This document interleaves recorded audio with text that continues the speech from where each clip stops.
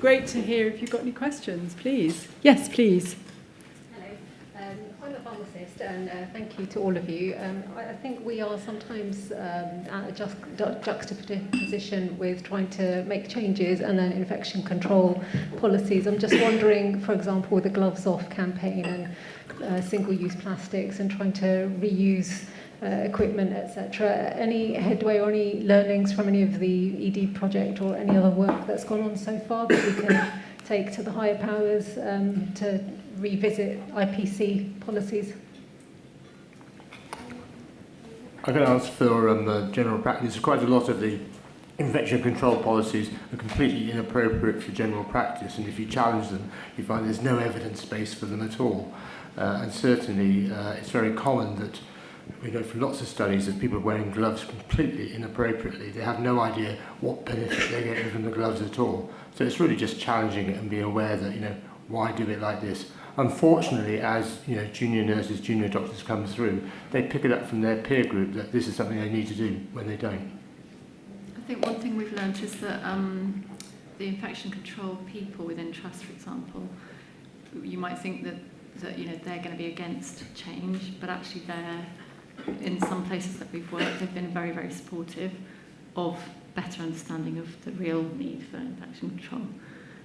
So don't think of them as a barrier necessarily. Thanks for that question. Does anybody else want to? I'll just reference very quickly Hannah Webb's project, the reusable suture packs, because I think it's a great example of challenging one of those norms that was mentioned, and yeah, I think it's close to completion. Great. And the UK Alliance of Health and Climate Change is actually going to, in the next couple of months, produce a report on green surgery. And it's one of the big challenges within that. And exactly as Terry was saying, there's a lot of myth busting where we've got into practices where actually, when you look at the evidence, it's perhaps not all that it seems. So it's a really good question. Any other questions for the panel? Yes, please. Go for it. Hi, it's Simon Brooks-Sykes from NHS Kent and Medway. We talked earlier on about having lots of carrots but not enough sticks.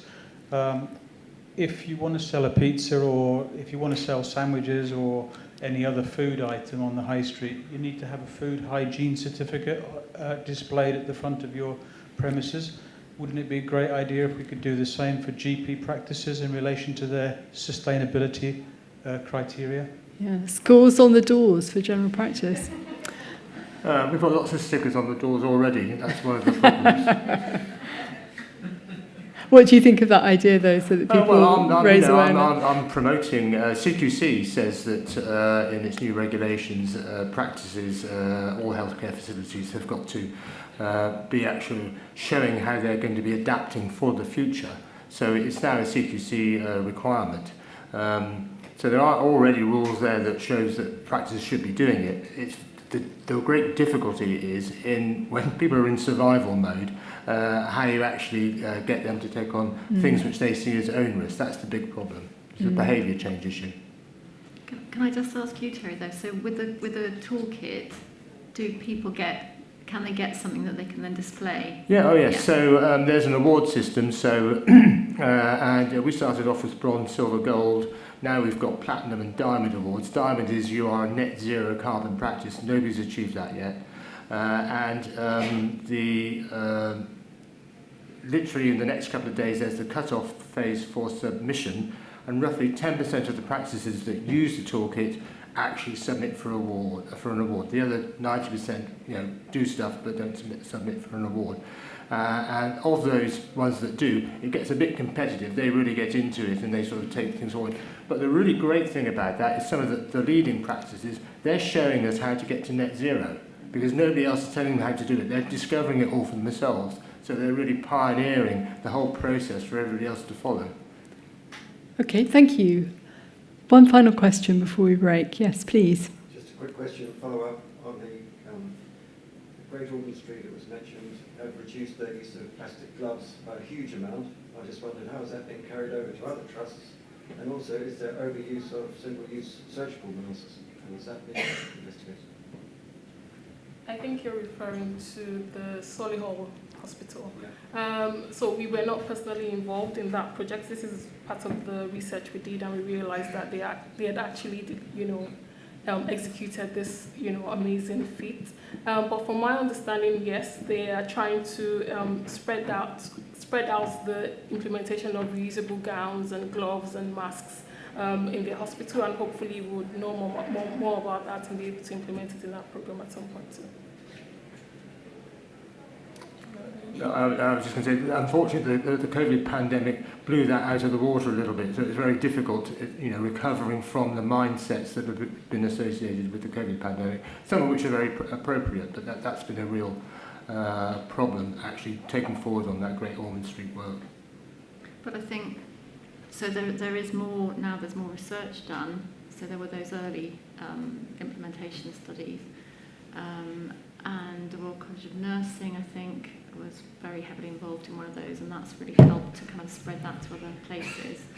And in terms of aprons and also the plastic single-use stuff that you mentioned, there's a lot more work now out there talking about the carbon impact of it, the impact on the environment, but also actually that it's not necessary in terms of outcomes. So I think the evidence is there. It's up to trust as to how they're going to use that. But lots of information out there already on that. Great. Well, thank you very much. So we had a fantastic series of presentations. Remember Terry's urge to take the first step. Rachel really gave us such a wonderful overview of all the resources and support they give and the networks that you can become part of. So get connected, that helps with the first step. And then finally, and last but not least, we heard about all the amazing work that's going on in emergency care and all the practical steps you're doing to support people. So it all look fantastic. So it's great to see change in action. We're now going to break for a brief afternoon break, one of those impossible breaks where you've got 10 minutes starting now, and we're going to come back at past. So we look forward to seeing you all back here for the final session. Enjoy your break.